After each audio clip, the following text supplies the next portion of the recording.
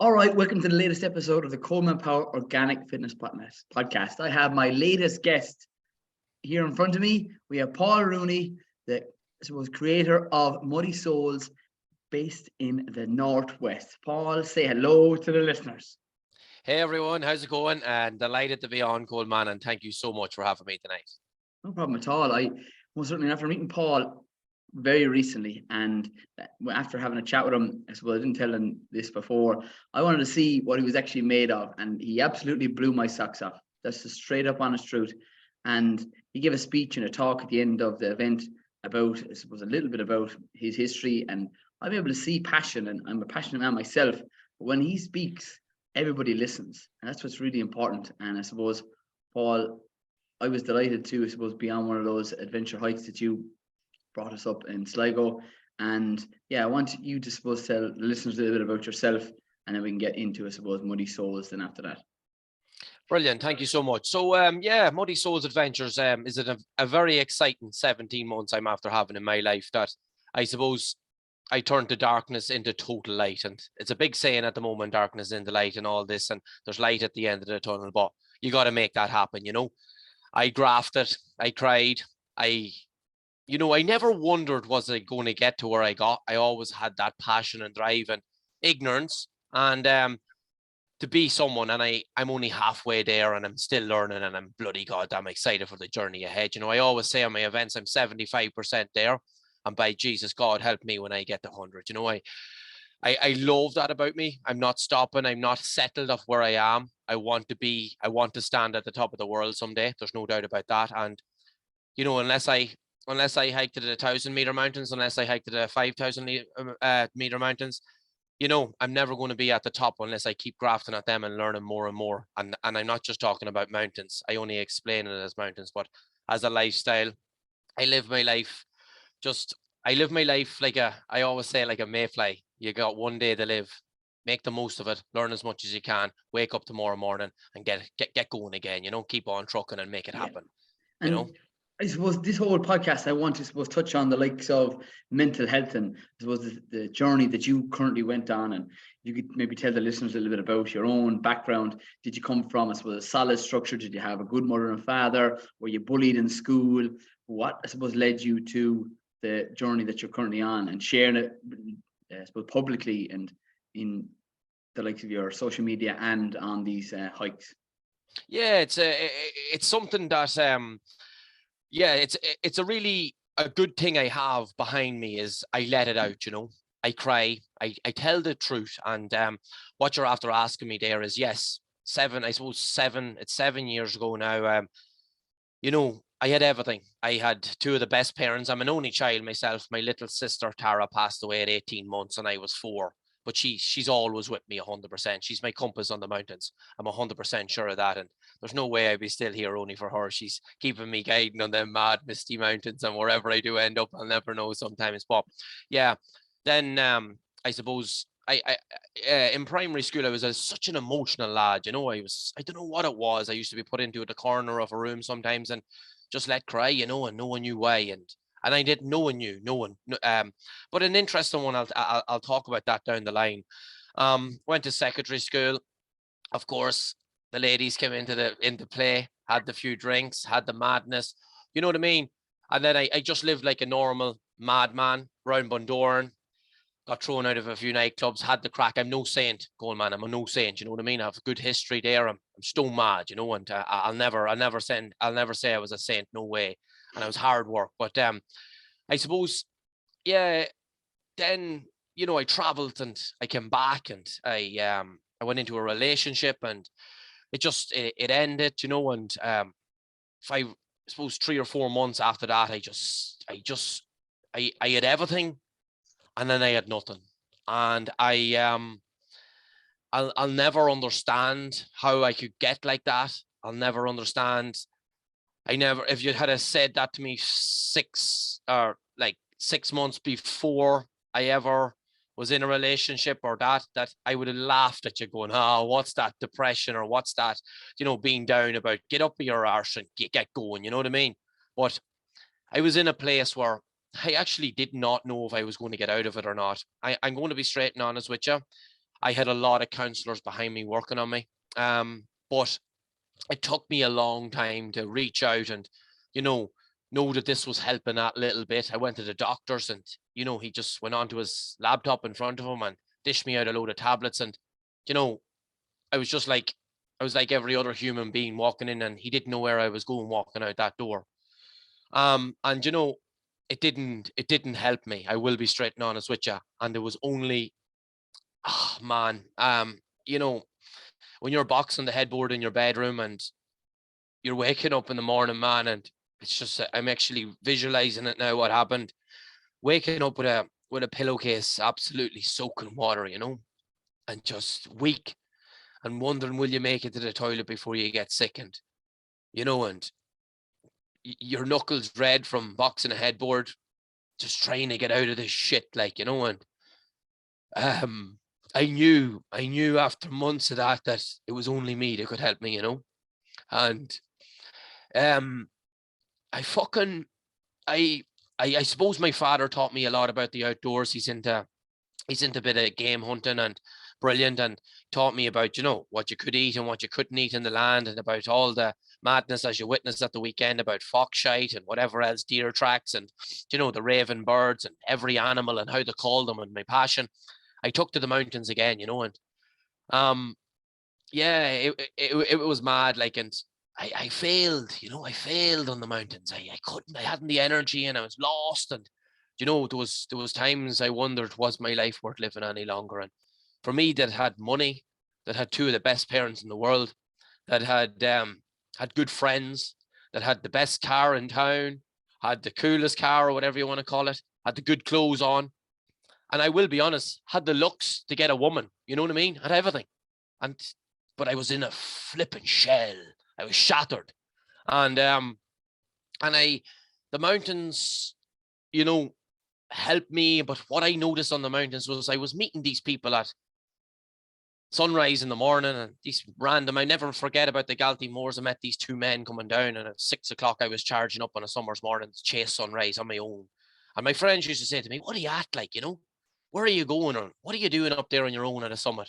And it was the place where I just forgot about, this and turning and twisting in the bed. And I wanted to get all my energy out so I could kind of half sleep that night, and I met these two men, and they just spoke to me, and they spoke to me, and we sat down and we chatted for 25 minutes about who are you and where are you from. And I used to told them I'm from the Mad Mile in County Leitrim, and what are you doing lost in Tipperary, And I told them straight out, and it's one thing that saved my life, Colman, is telling people the truth, Just, I'm fucking here because I'm hammered. I'm shattered. And, this is helping. These 4 to 5 hours, they're helping. And I'm going to keep coming back. I'll be honest, I spent thousands of euro on diesel. My wee caddy van, I jumped into the poor flipping engine. I went to every fucking summit nearly in Ireland. I found out why the wildlife was there. I went home and researched why that tree would look like that tree growing out of that rock, and I turned every sod I could. I was guided on mountains. I was brought by people, but I had this madness in me. It was mad, my friends used to come with me sometimes and say, holy Jesus Christ, your eyes, it's like as soon as you get out of the car and put your hiking boots on, you're like a fucking lunatic, you zip up your zip, you put your jacket on, and you go, come on the fuck, And it was funny. Patricia was my counselor when I moved to Galway, and she worked on me well, and she was my fourth woman, the person to work on me. And she said to me, you're the only client that ever makes me really emotional. She says, you sit down there and you come over to me, you're nearly coming out of your chair to get over to make sure that you get that hour out of me, that you get helped in this hour, she says to me, you get your fucking 50 euro out of me, anyway. But I says, you know what I mean, Dad? But she says, she says that there's something big here. And she says, you gotta make things happen. She says, going out that door, she says, I always have to drag it out of people, what's wrong with them, and I always have to find out. But she says, you spill, and it's so easier for me to help someone like you. And this is what I'm trying to drive in the people, every person I meet, everyone that reaches out to me. Just please tell them dirty stories. Tell them rotten times. Tell them exactly what your gut is feeling at this moment in time, and just puke it all out in front of them.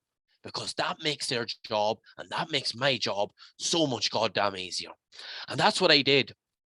And, she pushed me on to something else. Was what was another story was, I said it straight out to her. You're not getting to the last point. You're amazing to me, but there's something missing.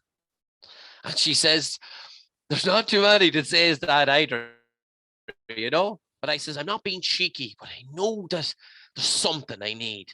And two people said to me at the one time, it was her and someone else. She says, there's one last thing you got to try. And it was hypnotherapy. And I never knew there was such a, I didn't know there was this. And I sat in front of an amazing man in Galway. And there's anyone that asks me, I'll send on his number and his name to him. And he brought me back, to the madness and the past. And I told him stories that I wouldn't tell myself again. And I let it out. And it was crazy, stories about when I was a kid holding pups in the shed, and my friend was there, and I was bringing it all back, telling them stories that I never wanted to even know about them again. But I was getting that madness out, but yeah, my story then was that Patricia says you need to change things. You need to make something. And another lady came back from Australia, Laura, and she met me for my photos for over the last, I was 6 years traveling Ireland. As I said, the thousands of euro and the diesel and the madness and the chasing and the photos. I'm mad into photography as well, in action shots and the wilderness, you know what I mean? And the smiles and this and that. And she was with Leitrim Tourism or something got to do it like that. And she asked me for a few photos, and then we met for a coffee, and she sat back in her seat and goes, whoa, there's a business here. She says, you've something different in you. You're coming across the table at me. You're about to leave the coffee date and run up another mountain. She says, you need to take this into a business. And Patricia said the exact same thing.